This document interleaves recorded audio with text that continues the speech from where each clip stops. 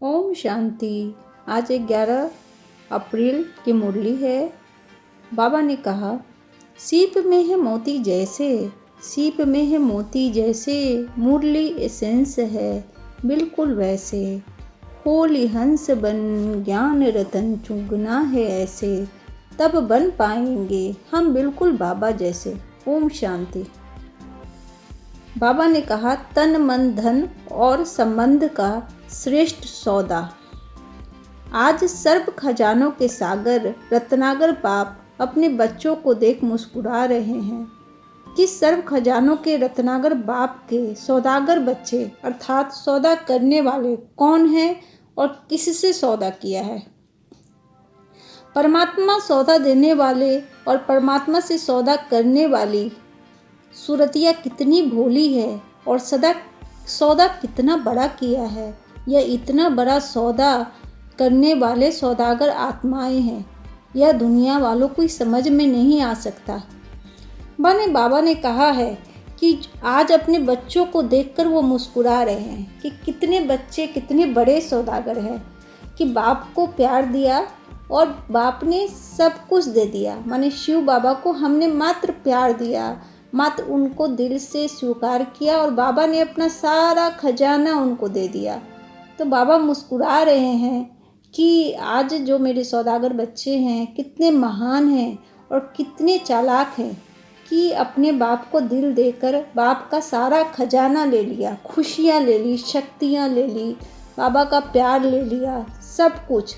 कितने भोले लगते हैं, उनकी सूरत कितनी भोली है। बाप को हमेशा अपने बच्चों की सूरत भोली लगती ही है, चाहे वो बाप लौकिक जगत का हो या फिर अलौकिक जगत का हो।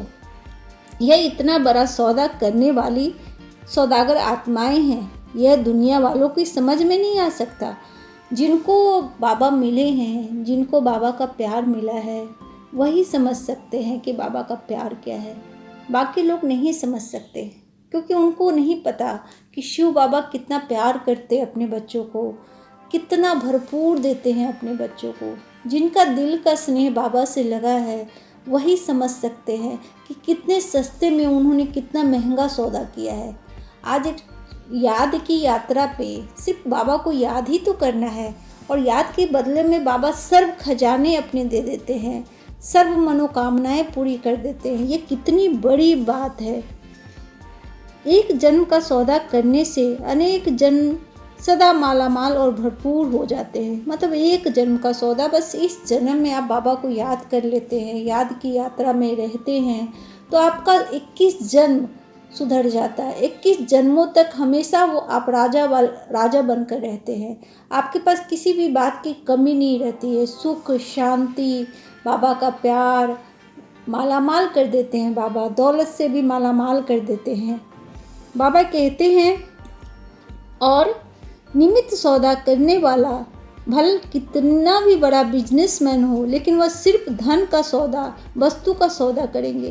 एक ही बेहद का बाप है जो धन का भी सौदा करते हैं, मन का भी सौदा करते हैं, तन का भी, और सदा श्रेष्ठ संबंधों का भी सौदा करते हैं। मतलब बाबा कहते हैं कि लौकिक जगत में कितना भी व्यापारी हो, वो सिर्फ धन का सौदा करता है। आप अपने व्यापार जब करते हो तो सिर्फ धन का सौदा करते हो, लेकिन एक बेहद का बाप है, माने एक शिव बाबा है जो आपसे हर तरह का सौदा करते हैं। आपका जब आप बाबा से दिल लगा लेते हैं, बाबा से मन लगा लेते हैं, बाबा से जब आपका स्नेह जुड़ जाता है तो एक तो मन आपका हमेशा प्रसन्न रहता है, खुशी का सौदा हुआ। उसके बाद है कि तन निरोग रहता है, आपका शरीर बिल्कुल स्वस्थ हो जाता है, क्योंकि जो आपके अंदर की व्यर्थ बातें हैं, जो नेगेटिव सोच है, वो नेगेटिव सोच जब आपके अंदर नहीं आती है तो अपने आप आपका शरीर, आपका मन हमेशा के लिए स्वस्थ हो जाता है।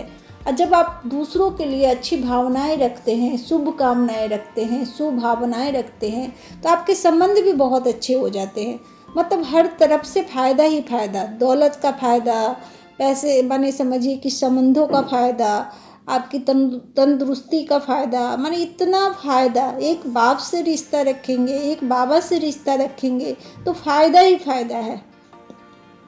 बाबा कहते हैं, ऐसा दाता कोई देखा? चारों ही प्रकार के सौदे किए ना, तन सदा तंदुरुस्त रहेगा, मन सदा खुश, धन के भंडार भरपूर और संबंध में निस्वार्थ स्नेह। फॉरेनर्स बाप दादा के पास सदैव दिल बनाकर भेज देते हैं।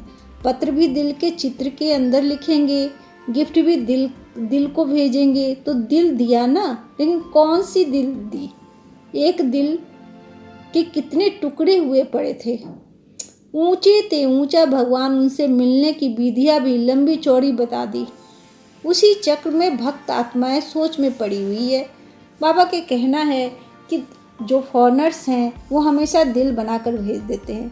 एक दिल ही तो देना है बाबा को, और क्या देना है। बाबा तो कुछ भी नहीं मांगते हैं। बाबा अपने बच्चों से मात्र दिल मांगते हैं कि बच्चे दिल में मुझे जगह दे दो, मेरी याद की यात्रा में रहो, मुझे याद करो, तुम्हारे सर्व खजानों से मैं तुम्हें भरपूर कर दूंगा। बाबा इतना प्यार करते, इतना प्यार करते, और हमसे कुछ नहीं चाहते।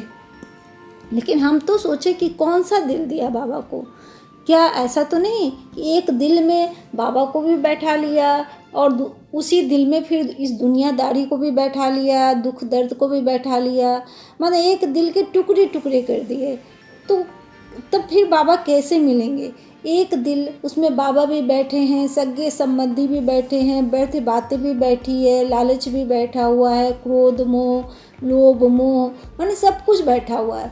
तो ऐसी स्थिति में उस दिल के आप कितने टुकड़े कर देते हो? तो फिर बाबा कैसे मिलेंगे? अगर बाबा से दिल लगाना है, बाबा को अपना बनाना है, तो मात्र एक दिल और एक बाबा, बस सब कुछ बाबा पे समर्पित कर दो। बाबा का यही कहना है कि अगर आप मुझ पर समर्पित कर दोगे तो आप सर्व खजानों से भरपूर हो जाओगे। तो हम क्या करते हैं? अपना दिल इधर भी लगाते हैं, उधर भी लगाते हैं, लौकिक जगत में लगाते हैं, सगे संबंधियों में लगाते हैं, पैसे में लगाते हैं, अपने शरीर में लगाते हैं। और एक जो मुख्य जो मेन पॉइंट है जिससे सारे खजाने मिलते हैं, भगवान, जो शिव भगवान हैं, जो हमारे बाबा के रूप में पृथ्वी पर आए हैं, उनसे ही हम दिल नहीं लगा पाते हैं। इसी के कारण हमारे सारे कष्ट जो हैं, यही कारण है, हमारे कष्टों का यही कारण है। अगर एक बाप से दिल लगा लेंगे तो अपना सारा कारण खत्म हो जाएगा। ऊंचे से ऊंचा भगवान, उनसे मिलने की विधियाँ भी लंबी चौड़ी बता दी। माने बाबा के कहना है कि भक्त लोग हमेशा उलझा के रखते हैं, हमेशा उलझे हुए रहते हैं। भक्ति के मार्ग में ऐसे करना है, वैसे करना है, पूजा करना है, पाठ करना है, व्रत करना है, तप करना है, मंदिर जाना है, माने इतना हम तीर्थ यात्रा करनी है, माने इतना सब कुछ करना है कि इंसान सोच में पड़ जाता है। क्योंकि अगर किसी की औकात नहीं होती है, किसी के पास पैसे नहीं होते, किसी का स्वास्थ्य अच्छा नहीं होता है, किसी के पास मजबूरियाँ होती है, तो वो इंसान भक्ति कर ही नहीं सकता है। भक्ति में बहुत सारे बंधन हैं, उस बंधनों से पार करके ही हम भगवान तक पहुंच सकते हैं। तो वो बंधन हम निभा नहीं सकते। तो बाबा कहते हैं कि भक्ति में इतनी सारे बंधन हैं कि हर इंसान सोच में पड़ जाता है, हर आत्माएं सोच में पड़ जाती है कि इतना लंबा चौड़ा रास्ता हम कैसे पार करें। तो इससे अच्छा है कि सब कुछ बाबा को दे दो, बस दिल लगा लो, कुछ भी देने की ज़रूरत नहीं है, सिर्फ दिल लगा लो, दिल से उनको याद करो, सारी प्राप्तियां मिल जाएगी। बाबा खुद ब खुद पालना करने लगेंगे, अपनी श्रीमत में रख लेंगे। तो बाबा बहुत अच्छी बात कह रहे हैं। बाबा कहते हैं ऊंचे ते आत्माएं सोच में पड़ी हुई है, भगवान भक्ति का फल देने भी आ गए हैं, लेकिन भक्त आत्माएं उलझन के कारण पत्ते पत्ते को पानी देने में ही बिजी है। बाबा के कहना है कि भगवान तो आ चुके हैं, लेकिन भक्त आत्माएं सोच में पड़ी हुई है, उनको समझ ही नहीं आता कि भगवान कैसे आ सकता है। वो तो सोच रहे हैं कि भगवान तो बहुत दूर रहते हैं, भगवान तो बहुत बड़े हैं, बहुत महान हैं, वो कैसे आ सकता है। हम तो पापी हैं, हम तो मूर्ख हैं, हम तो माने अपने आप को दोषी मानना, अपने आप को नीचा बनाना और कहना कि भगवान तो आ ही नहीं सकता है। तो वो बस भगवान को पत्ते पत्ते में ढूंढ रहे हैं, खोज रहे हैं कि भगवान आप मिल जाओ, मुझे पतित से पावन बना दो, ईश्वर आप कहाँ हो, कहाँ हो, लोग पुकार रहे हैं। ईश्वर तो आया पड़ा है, आपके मन में है। बाबा कहते हैं कि अब भक्ति मार्ग खत्म हो गया, अब ज्ञान मार्ग शुरू हो गया है, अपने ज्ञान के नेत्रों से देखो, अपने तीसरे नेत्र से देखो। भगवान तो आया पड़ा है, भगवान तो आपको कितना प्यार देता है, भगवान कितना बड़े बड़े सम्मान देता है, आपको अपने दिल का टुकड़ा कहता है, अपने गोदी में बैठाते हैं। बाबा कितना प्यार करते हैं। आप कभी सोच के देखो कि कितना बड़ा भाग्य है कि बाबा मिल गए हैं, और बाबा कितना प्यार करते अपने बच्चों को। कभी दिल का टुकड़ा कहते, कभी सिकी लदी बच्चे कहते, कभी बेगमपुर का बादशाह कहते। माने बाबा हर तरह से सम्मान पे सम्मान दिए जाते हैं, लेकिन हम उसको स्वीकार नहीं कर पाते। हमें लगता है कि इतना इजी भगवान मिल ही नहीं सकता है, क्योंकि भक्ति मार्ग में हमने इतने कष्ट झेले हैं, इतने कष्ट झेले हैं कि हमें सहज बातें वो स्वीकार नहीं कर पाते। हमें लगता है कि भगवान इतनी सहजता से कैसे मिल सकता है। तो अभी भी बहुत सारी भ्रांतियाँ हैं, हम अभी भी भटक रहे हैं और ढूंढ रहे हैं भगवान को, जबकि भगवान सामने खड़ा है। उसको देखना है, उसको समझना है, उसे दिल में बसाना है। बाबा हमेशा कहते हैं कि भगवान तुम्हारे सामने है, और हम लोग इसको समझ नहीं पाते हैं। भगवान भक्ति का फल देने, माने भगवान आए हुए हैं, तभी भी हम उलझन में हैं। जैसे आजकल की विनाशकारी आत्माएं कहती है कि विनाश की इतनी सामग्री तैयार की है, जो ऐसी कई दुनियाएं विनाश हो सकती है। आजकल इतने एटम बॉम्ब्स बन रहे हैं, माने एक बॉम्ब पूरी पृथ्वी को तबाह कर सकता है। जो विनाश करना जानती है वो कहती है कि एक बॉम्ब से पूरी दुनिया समाप्त हो जाएगी। तो इस तरह के लोग सामग्री बना रहे हैं। तो बाप कहते हैं, बाप के पास भी इतना खजाना है, इतना खजाना है, जो सारे विश्व की आत्माएं जैसे समझदार बन सौदा कर ले तो भी अखूट है। और कितनी बड़ी बात की है बाबा ने। आप सोचो तो, दिल से सोचो कि बाप के पास कितना बड़ा खजाना है। बाप वही शिव भगवान है जो पूरी दुनिया को देखता है, पत्ते पत्ते को देखता है।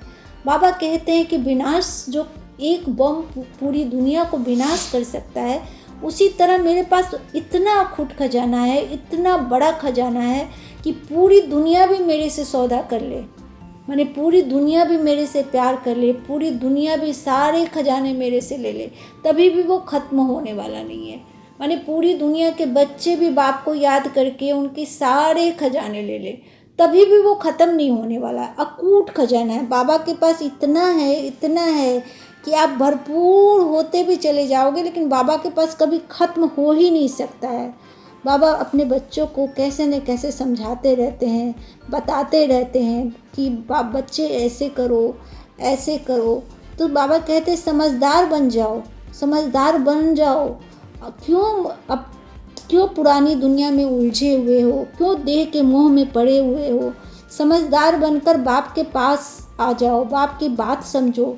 तुम क्यों छोटी छोटी चीज़ों के लिए मर रहे हो, क्यों छोटी छोटी चीज़ों पर अपना ध्यान दे रहे हो। मेरे पास इतना है, इतना है, इतना है कि तुम कितना भी ले लो, पूरी दुनिया भी ले लेगी, तभी भी ख़त्म नहीं होगा। तो बाबा कहते हैं इतना तो नंबर 1 अर्थात मनन शक्ति से खजाने के अनुभवी बनाने वाले, अर्थात दूसरों को भी धनवान बनाने वाले। इसलिए उन्हों को खजाना सदा बढ़ता जाता है, और समय प्रमाण स्वयं प्रति और दूसरों के प्रति कार्य में लगाने से सफलता स्वरूप सदा रहते हैं। बाबा कहते हैं कि जितना ज़्यादा आप अपने बाप को याद करेंगे और जितना मनन करेंगे, जितना ज्ञान मार्ग पे चलेंगे, जितना याद की यात्रा करेंगे, उनका खजाना बढ़ता जाएगा। और खजाना बढ़ता जाएगा तो फिर सिर्फ अपने लिए नहीं लगाना है, औरों के लिए भी लगाना है, औरों को भी देना है। क्योंकि जितना आप दूसरों को देते जाएंगे, दूसरों के प्रति जितना सोचेंगे, दूसरों का जितना भला करेंगे, आपकी सफलताएं बढ़ती जाएंगी, आपकी दौलत बढ़ती जाएगी।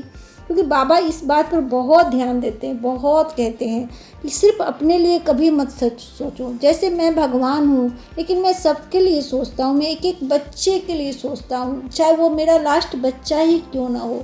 मतलब एक दिन भी, अगर एक दिन का भी ज्ञान में आया हुआ बच्चा होता है तो वह भी मुझे प्रिय है।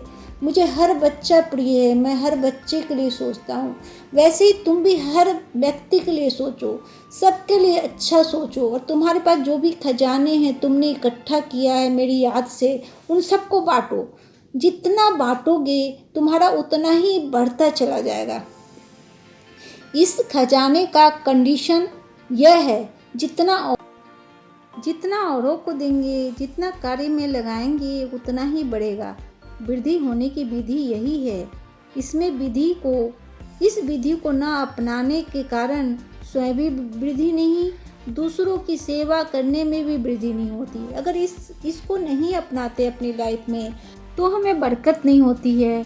हम हमेशा घाटे का सौदा करते हैं। मतलब है कि बाबा हमेशा कहते हैं कि कोई भी काम अब सिर्फ अपने लिए ना करो, दूसरों के लिए भी करो, क्योंकि दूसरों के लिए जब हम करते हैं तो बाबा को बहुत खुशी होती है। बाबा कहते हैं कि सेवा से ही वृद्धि होती है।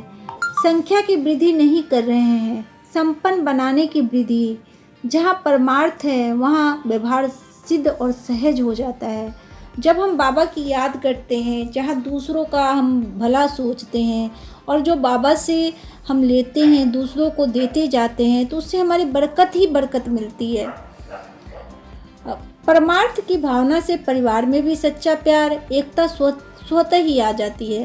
हम जैसे ही दूसरों के लिए सोचना शुरू करते हैं, दूसरों के विषय में दूसरों को दान देना शुरू करते हैं, मनसा सेवा करना शुरू करते हैं, कर्मणा से सेवा करना शुरू करते हैं, तो अपने आप परिवार भी अच्छा हो जाता है और दूसरों से भी एकता हो जाती है, दूसरों से भी प्यार हो जाता है।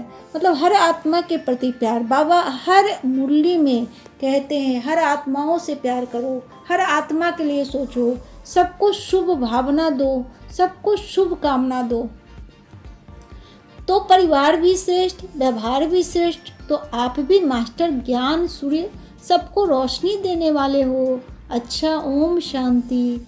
कितना बड़ा सम्मान दिया है बाबा ने कि सबको श्रेष्ठ बनाने वाले आप मास्टर ज्ञान सूर्य हो। जैसे सूरज की रोशनी से पूरा विश्व उजाला देता है, जैसे सूरज पूरे विश्व को उजाला देता है, वैसे ही रात का अंधेरा 1 मिनट में छट जाता है। जैसे सूरज उगता है चारों ओर रोशनी ही रोशनी हो जाती है। उसी तरह से आप भी मास्टर ज्ञान सूर्य हो, सबको रोशनी देने वाले। बाबा इतनी श्रीमत देते हैं, इतना प्यार करते हैं। कभी उनके प्यार को महसूस करें, देखें कि बाबा कितना अपने बच्चों से प्यार करते हैं, कितना सम्मान देते हैं। एक एक सम्मान करोड़ों के बराबर है। एक भी सम्मान धारण कर लिया तो आप सोचो कि आपकी ज़िंदगी बन जाती है। आज का जो वरदान है, संगम युग पर हर कर्म कला के रूप में करने वाले 16 कला संपन्न भव। मतलब हर कर्म को कला के रूप में करना है, ऐसे करना है कि लोग देखकर सोचे कि अरे इसमें ज़रूर कुछ खास बात है। माने बाबा जो ब्रह्मा बाबा थे उनका सोना, उठना, बैठना, बात करना, खाना पीना हर देखने लायक था, क्योंकि वो बहुत कलापूर्ण हर काम करते थे। हमें भी कलापूर्ण होकर सब काम करना है कि लोगों की नज़र जाए, और हम 16 कला संपूर्ण हमें बनना है। अपने हर कार्य में एक रूहानियत की हमारी झलक हो, हर कार्य रूहानियत से भरा हो। संगम युग विशेष कर्म रूपी कला दिखाने का युग है। जिनका हर कर्म कला के रूप में होता है, उनके हर कर्म का और गुणों का गायन होता है। 16 कला संपन्न अर्थात हर चलन संपूर्ण कला के रूप में दिखाई दे, यही संपूर्ण स्टेज की निशानी है। जैसे साकार के बोलने चलने सभी में विशेषता देखी तो यह कला हुई।